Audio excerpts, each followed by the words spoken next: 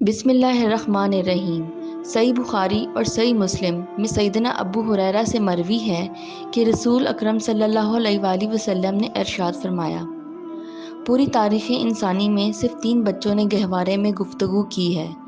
ان میں سے ایک تو حضرت عیسیٰ علیہ السلام ہے اور دوسرے حضرت یوسف علیہ السلام کے حق میں گواہی دینے والا بچہ، جبکہ تیسرا جریج کی گواہی دینے والا بچہ۔ اس قصے کی تفصیل یہ ہے کہ جریج بنی اسرائیل میں ایک عابد و زاہد زندہ دار عالم تھے۔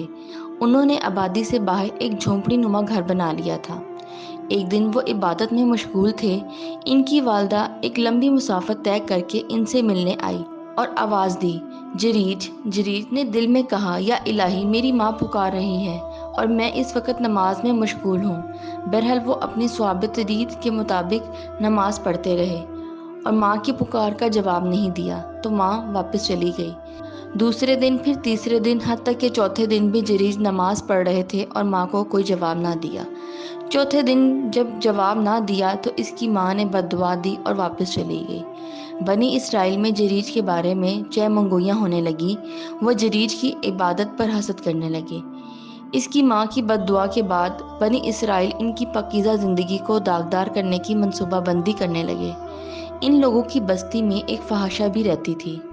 انہوں نے فحاشہ سے بات کی تو وہ بناؤ سنگھار کر کے جریج کی خدمت میں پہنچی اور ان پر ڈورے ڈالنے لگی، لیکن انہوں نے اس کی طرف آنکھ اٹھا کر بھی نہ دیکھا۔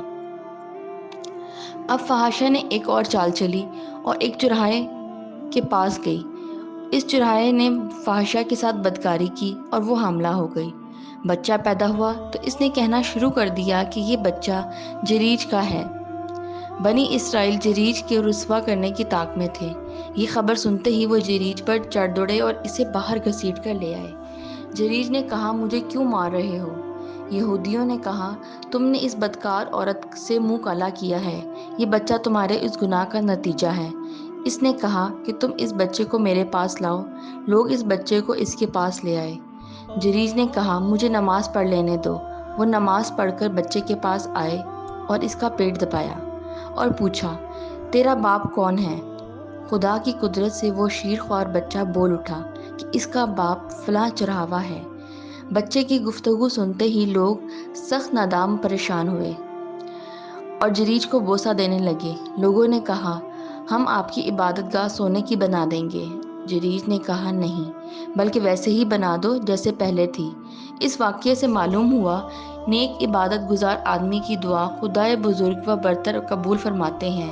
یہ بھی پتہ چلا کہ آدمی جتنا بھی عبادت گزار ہو، مگر والدین کو راضی رکھنا بھی بے حد ضروری ہے، کیونکہ ان کی بد دعا اپنا اثر ضرور دکھاتی ہے۔ پیارے دوستو، اپنا قیمتی وقت دینے کا شکریہ۔ ہم امید کرتے ہیں آپ کو ہماری ویڈیو پسند آئی ہوگی۔ مزید اچھی سٹوریز دیکھنے کے لیے ہمارے چینل کو سبسکرائب کر دیں۔ ملتے ہیں کسی نئی سٹوری کے ساتھ۔ اللہ حافظ۔